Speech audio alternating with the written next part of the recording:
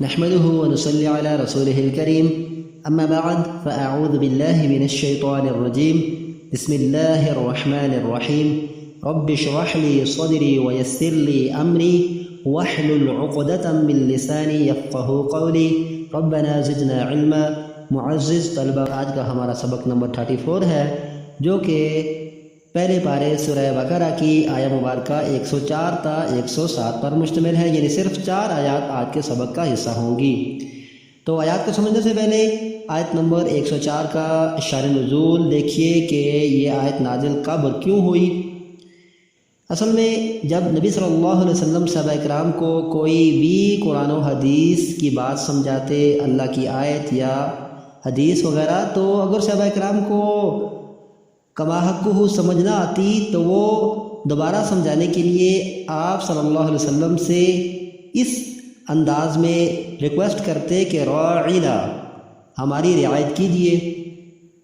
تو اس طرح یہود بھی کبھی کبھار آپ علیہ السلام کی مجالس میں ہوتے تو راعینا کو پیچ دے کر تھوڑا سا زبان کو گھوم پھرا کر موڑ کر راعینا کہتے، زبان کو کھینچ کر موڑ کر، تو جس کا مطلب کیا ہوتا؟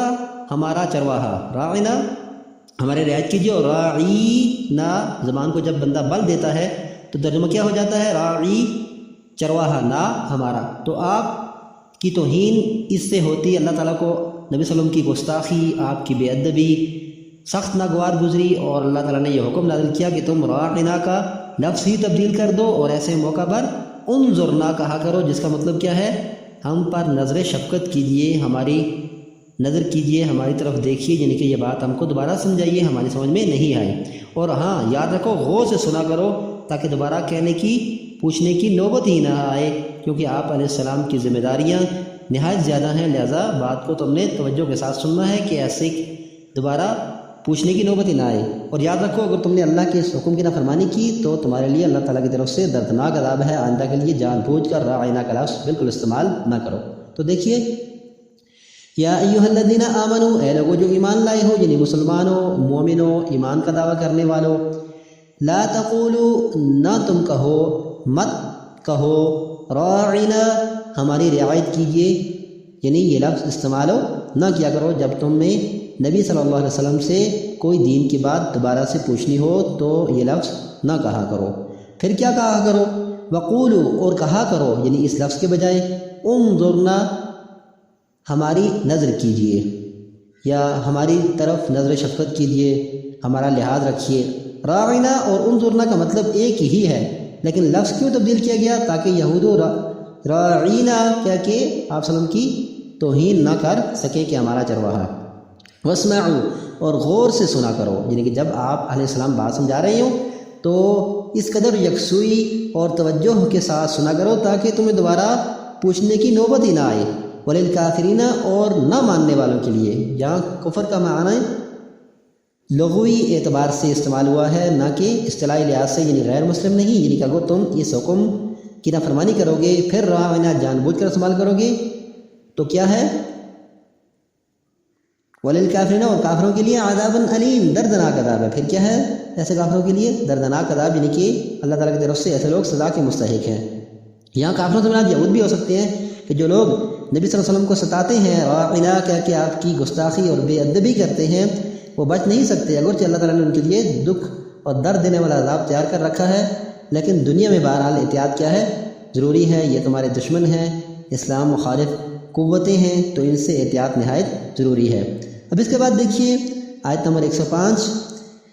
اللہ تعالیٰ مزید بتا رہے ہیں کہ یہ مشرکین اور یہ یہود جو تمہارے ازلی دشمن ہیں، یہ کبھی بھی نہیں چاہتے کہ تمہیں کسی قسم کی کوئی خیر تمہارے رب کی طرف سے پہنچے. ان کو جو ہے وہ ایسے موقع پر بات سخت ناگوار گزرتی ہے جب تمہیں کوئی خیر بالائی اللہ تعالیٰ کی طرف سے پہنچتی ہے.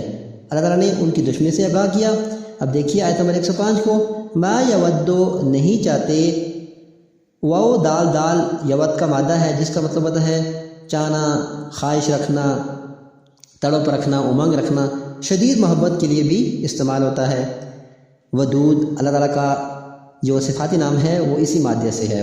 نہیں چاہتے، پسند کرتے، الذین وہ لوگ کفروا جنہوں نے کفر کیا من اہل کتاب اہل کتاب میں سے یعنی یہود میں سے جو لوگ مسلمان نہیں ہوئے یہودیت پر ہی اڑے ہوئے ہیں وہ قطعا نہیں چاہتے بالکل بھی پسند نہیں کرتے اور کون نہیں پسند کرتے ولا المشرکین اور نہ ہی مشرک ولا اور نہ ہی المشرکین شرک کرنے والے لوگ پسند کرتے ہیں وہ یہاں پر عطف ہے زیادہ ترجمہ کیا جائے گا اور نہ ہی مشرکین پسند کرتے ہیں یودو مشرکین کے ساتھ بھی پڑھا جائے گا کیا نہیں پسند کرتے یہ دونوں گروہ ان ینزلہ یہ کہ نازل کی جائے ان سے پہلے اپنے یہ بات لکھنا ہے کیا لکھنا ہے یہ بات پسند نہیں کرتے ان کے ینزلہ نازل کی جائے اتاری جائے علیکم تم پر یعنی مسلمانوں آپ پر اتاری جائے من خیر کوئی بھی بلائی خیر اچھائی خوبی من ربکم تمہارے رب کی طرف سے یعنی ان کو بالکل یہ بات ناگوار ہے کہ تمہیں اللہ تعالیٰ کی طرف سے کوئی خیر پہنچے کیونکہ تمہارے دشمن ہیں اور ظاہر سی بات ہے دشمن کی جو آسائش ہے وہ دشمن کو بہاتی نہیں ہے واللہ اور اللہ تعالیٰ یختص چن لیتا ہے خاص کرتا ہے منتخب کرتا ہے برحمتہ ہی اپنی رحمت کے ساتھ رحمت سے یہاں نبوت ہے من یشاء جسے چاہتا ہے واللہ اور اللہ تعالیٰ ذو الفضل العظیم بڑے فضل والا ہے ذو کا مطلب ہے والا اور فضل کہتے ہیں نوازش عطا کو بخشش کو اور عظیم بڑی تو کیا مطلب ہے اس آیت کا کہ یہود یہی سمجھتے ہیں اور یہی نظریہ رکھتے ہیں کہ اپنے سوا کسی کو نبوت نہ ملے وہ اپنی نسل ہی میں نبوت دیکھنا چاہتے ہیں دیکھیے سورہ آل عمران آیہ مبارکہ 73 اس میں کیا ہے کہ وَلَا تُؤْمِنُوا إِلَّا لِمَنْ تَبِعَ دِينَكُمْ وہ اپنی عوام سے کہتے ہیں کہ اسی کی بات مانو جو تمہارے دین سے ہو تمہاری نسل سے ہو اپنے سوا کسی میں خیر کے بارے میں نہ سوچو کہ کسی اور کو بھی خیر نبوت وغیرہ مل سکتی ہے اور مشرکین کیا کہتے تھے جیسا کہ سورہ زخرف آیہ مبارکہ 31 میں ہے کہ یہ نبوت جو ہے کسی بڑے شخص کا حق تھا وَقَالُوا لَوْلَا نُزِّلَ هَذَا الْقُرْآنُ عَلَىٰ رَجُلٍ مِّنَ الْقَرْيَتَيْنِ عَظِيمٍ اور وہ کہتے ہیں کہ یہ قرآن مکہ اور طائف کے دو بڑے شہروں میں سے کسی بڑے شخص پر نازل کیوں نہ کیا گیا تو مشرکین کو یہ بات پسند بالکل نہیں ہے اللہ تعالیٰ کیا فرما رہے ہیں کہ یہ دونوں گروہ نہیں چاہتے نہ ہی اہل کتاب میں جو لوگ کافر ہیں اور نہ ہی مشرکین کہ تم پر تمہارے رب کی طرف سے کوئی خیر پہنچے نازل ہو تمہاری فتح ان کو بہاتی نہیں ہے تمہیں کوئی فائدہ آسائش پہنچے خوشحالی پہنچے تمہیں نبوت ملی ہے اللہ تعالیٰ نے تمہیں دین کے لیے چنا ہے تو ان کو یہ ایک آنکھ بہاتا نہیں ہے لیکن اللہ تعالیٰ ان کی پسند اور نقصان کو دیکھتا نہیں ہے کیونکہ اللہ یختص برحمتہ من یشاء اللہ تعالیٰ چن لیتا ہے خاص کر لیتا ہے یختص کا لفظ میں استعمال ہوتا ہے خاص کے معنوں میں یعنی کہ نبوت صرف اللہ کی عطا ہے وہ جسے چاہتا ہے اس کام کے لیے منتخب کرتا ہے پہلے اللہ تعالیٰ نے بنی اسرائیل میں نبی بھیجے اور اب اہل عربوں میں جو ہے وہ آپ علیہ السلام کو نبی بنایا یاد رہے کہ نبوت اللہ تعالیٰ کی ذاتی عطا ہے اور یہ نہ نسل کی بنیاد پر ملتی ہے اور نہ ہی عظمت کی بنیاد پر اور نہ ہی محنت و مشقت یا چلہ کشی کی وجہ سے جیسا کہ قادیانیوں کا ماننا ہے کہ جو مرزا ہے ان کے دین کا بانی ان کے نگاہ میں جھوٹا جعلی نبی وہ محنت اور اللہ تعالیٰ کی عبادت کر کے اس عہدے پر فائز ہوا یہ صرف اللہ کی عطا ہے جیسا کہ اللہ تعالیٰ سورہ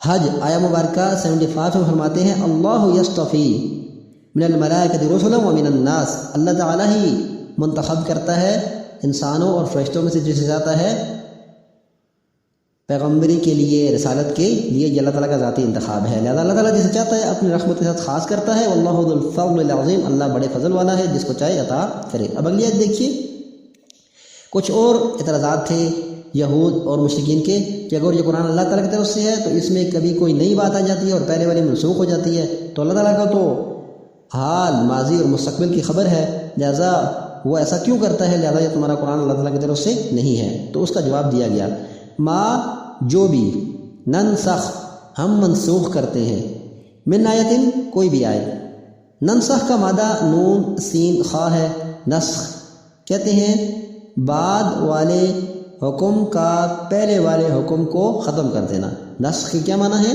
بعد والے حکم کے ساتھ پہلے والے حکم کو ختم کر دینا، مٹا دینا۔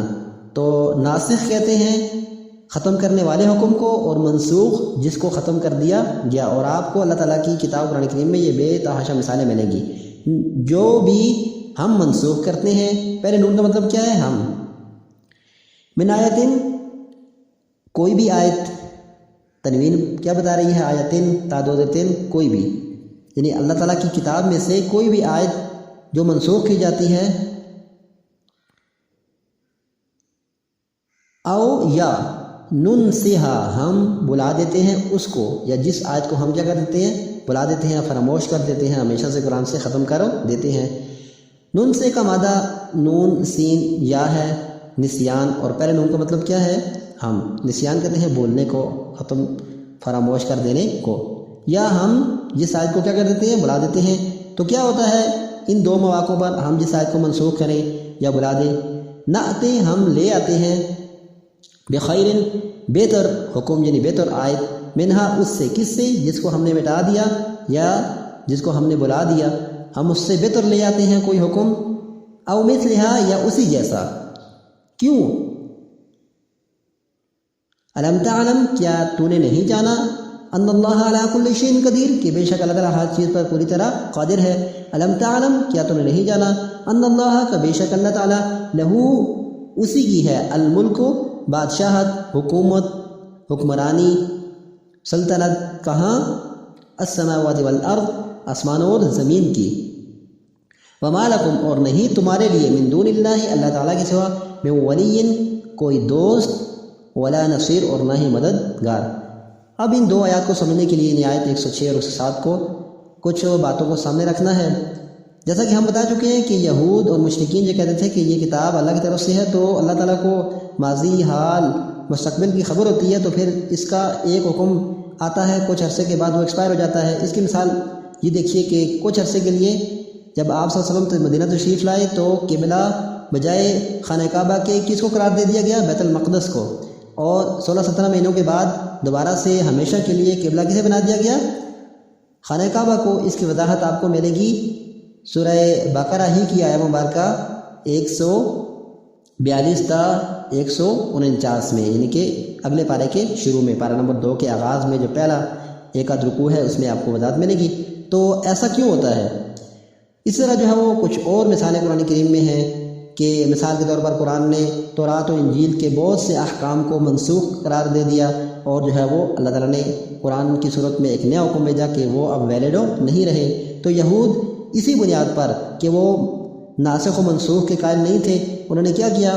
عیسیٰ علیہ السلام کو بھی جھٹلایا، جنہوں نے تورات کے کچھ احکام کو اللہ کے حکم سے منسوخ کیا، اور نبی صلی اللہ علیہ وسلم کو بھی جھٹلایا کہ ہم جو ہے وہ نہیں مانتے کہ اللہ تعالیٰ کسی حکم کو منسوخ کرنے والا ہے، لہذا ہماری نگاہ میں یہ چیز درست نہیں ہے۔ مشرکین کے بھی کچھ ایسے اعتراض تھے، لیکن آپ اگر غور کریں تو دنیاوی اعتبار سے بھی، عقلی لحاظ سے بھی آپ دیکھیں تو بہت سی چیزیں جو ہیں وہ منسوخ کرنا پڑتی ہیں۔ مثلا انسان اپنے تخلیق کی طرف ہی دیکھے، پہلے اس کی پیدائش علقہ سے ہوتی ہے، علقہ، پھر جو ہے وہ علقہ کے بعد مضغہ، پھر اس کے بعد ہڈیاں، پھر جنین، پھر بچپنا، پھر جوانی، پھر ادھیڑ عمر، بڑھاپا، موت، قیامت۔ تو ہر حکم کیا ہوتا ہے؟ ایک کے بعد منسوخ ہو جاتا ہے۔ اب کسی طبیبی کو دیکھ لیں، کبھی وہ کسی پیشنٹ کے لیے کون سی میڈیسن سجیسٹ کرتا ہے اور اس کے بعد وہ چینج کرو دیتا ہے، اس کے بعد پہلے والی کے بجائے کوئی اور میڈیسن اس کے لیے منتخب کرتا ہے۔ اس کا یہ مطلب نہیں کہ پہلے اس نے غلط فیصلہ کیا تھا، بس پہلے جتنی مدت تھی ان میڈیسن کے لیے اس نے وہ منتخب کی، اور بعد میں اب اس کی ضرورت نہیں رہی۔ تو یہی اللہ تعالیٰ کا کیا ہے؟ اصول ہے۔ جیسا کہ آدم علیہ السلام کے دور میں بہن بھائی جو تھے سگے، ان کا نکاح آپس میں جائز تھا کیونکہ اس وقت اس کی ضرورت تھی، اور بعد میں اس کی ضرورت نہیں رہی، تو اللہ تعالیٰ نے کیا کر دیا؟ اس حکم کو منسوخ قرار دے دیا۔ اور آپ حکومتوں ہوئی کو دیکھ لیں، کوئی بھی حکومت اقتدار میں آتی ہے تو وہ وقت کے لحاظ سے قانون سازی کرتی ہے، ترامیم کرتی ہے، کیونکہ یہ وقت کی ضرورت ہوتی ہے۔ تو اللہ تعالیٰ نے ان لوگوں کو جواب دیا۔ قرآن کریم میں جو ہے وہ قرآن سے، قرآن کی آیات کا نسخ بھی موجود ہے، قرآن کی آیات سے دوسری آیات کا منسوخ ہونا، اور قرآن کی آیات سے حدیث کا منسوخ ہونا بھی۔ اسی طرح جو ہے وہ حدیث سے قرآن کا منسوخ ہونا بھی ثابت ہے، اور حدیث سے حدیث کا منسوخ ہونا بھی ثابت ہے۔ وقت کی قلت کی بنا پر ہم یہاں پر ریفرنس نہیں دے سکتے، لیکن آپ اس کے لیے جو ہے وہ ان حوالہ جات کو ملاحظہ فرما سکتے ہیں۔ صحیح مسلم کے اندر روایت نمبر 987، سورہ نساء کی آیہ مبارکہ 24-25، اس کے علاوہ جو ہے وہ سورہ نساء کی آیہ مبارکہ 15 اور جو ہے وہ سورہ نور کی آیہ مبارکہ 2-3، ان سب میں آپ کو ناسخ و منسوخ کے بارے میں پتہ چل جائے گا۔